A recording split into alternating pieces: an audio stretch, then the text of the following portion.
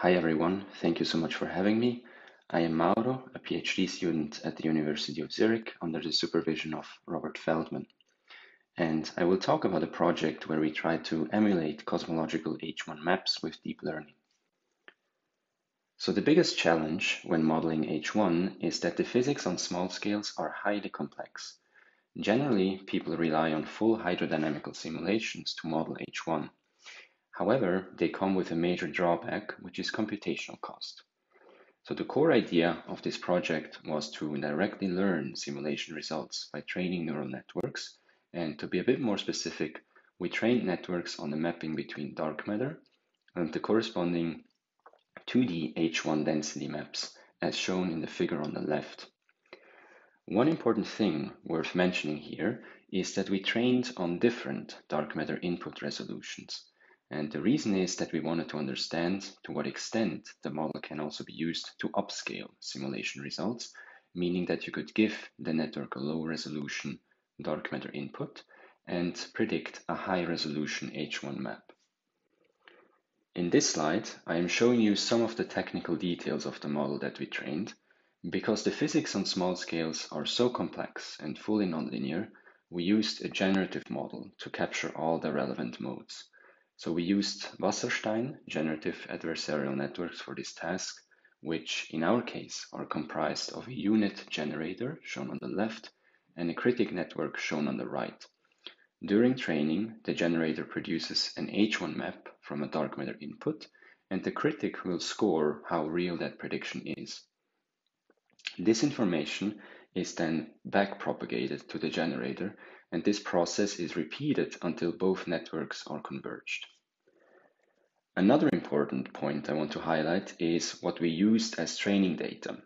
We used purely synthetic data from two types of cosmological simulations.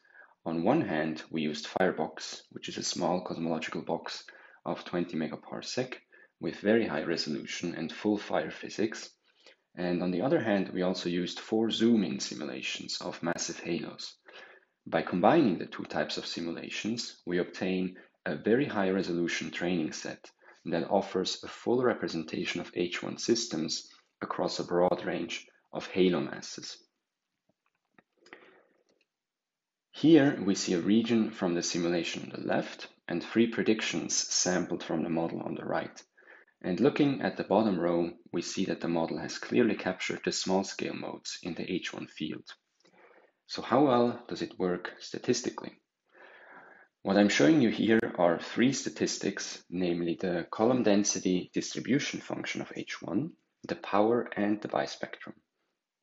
And we see that the model is able to reconstruct those statistics within 10 to 20% accuracy, down to galactic scales of several kiloparsec. In the bottom plot, we show the H1 to halo mass relation. And in the bottom panel of that plot, we show the scatter of H1 mass at fixed halo mass. Simulation is in black and the prediction is in red. And we see that the model almost perfectly predicts not only the masses, but also the scatter of H1 systems.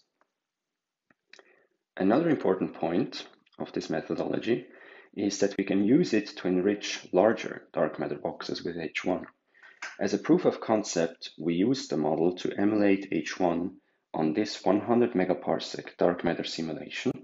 And the important point I want to stress here is that this prediction is at the same high resolution level of the training set because the model was used as an upscaling machine. Finally, I leave you with my summary slide, and the paper with all its details will be published very soon. Thank you again so much for having me, and thank you for your attention.